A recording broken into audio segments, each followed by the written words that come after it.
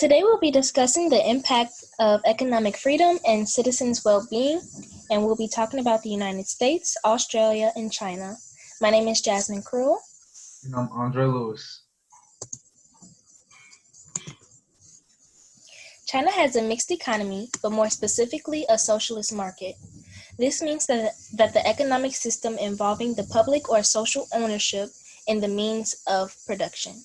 Some of the same traditions will be continuing, but they will incorporate some new ideas, such as globalization.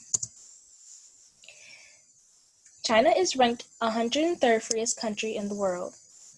The economic freedom score is 59.5 out of 100, with 100 being the most free.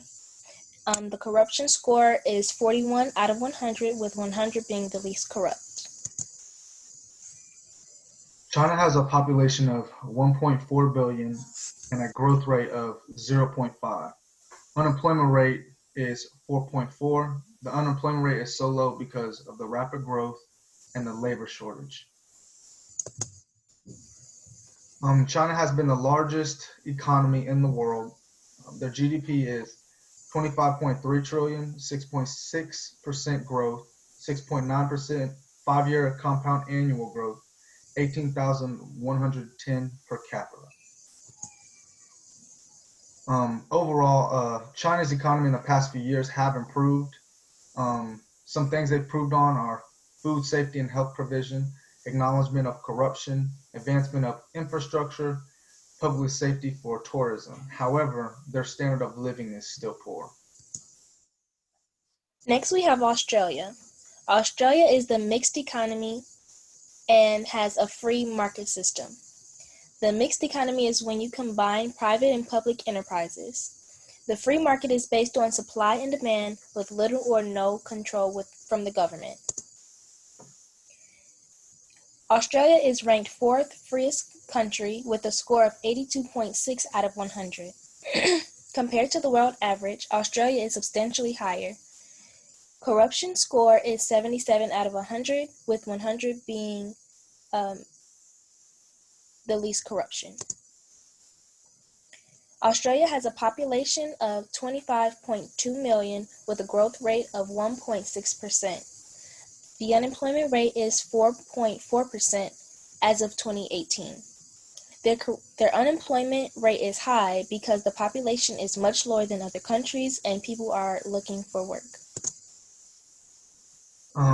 With their GDP, it is 1.3 trillion, 2.8% growth, 2.6% 5-year compound annual growth, 52,373 per capita. Australia, all around, is a well-developed country. Some attributes that make them stand out are healthcare, political environment, housing, safety, employment. There are other ones on the list, but we just chose a few of them. On the list, affordable is the lowest attribute. The United States has a mixed economy made up of both capitalism and socialism. The type of system the U.S. gives its citizens economic freedom when it comes to capital, but the government can intervene for the public good. The United States is ranked 17th with a score of 76.6. Economic freedom has declined over the past decade due to government spending, intrusive regulation, and the healthcare system. Also, financial sectors. The corruption score is 69 out of 100. The United States has a population of 327.4 million, with a growth rate of 0.9% annual change. The unemployment rate is 3.9%, which is ideal. The United States has the second largest economy in the world since the 1800s. The GDP is 20.5 trillion, with 2.9% growth, 2.4% 5-year compound annual growth, and 62,606 per capita. When you're looking at the chart, we put all three charts on. You can see how China is substantially lower than United States and Australia, but this is based on the overall score, and you can see at the bottom some of the different subjects you can type on to see the specific, but around 2009, you can see how Australia started to increase more than the United States.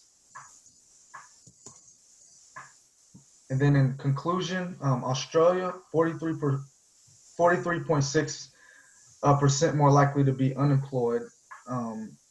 Top tax rate of 46%, pay 10.7% less for housing than in the U.S. The United States, it's cheaper to live in the U.S. versus Australia by 6.3%. 21.4% more likely to be unemployed. Top tax rate is 39.6%. You will make more money living in the U.S. compared to the other two countries. Then lastly, China. China is the cheapest place to live out of all three. The quality of life is longer. U.S. by 4.2 years, Australia by 6.6 years. 30.4% more likely to be unemployed if you're living in China. And then this is our works cited.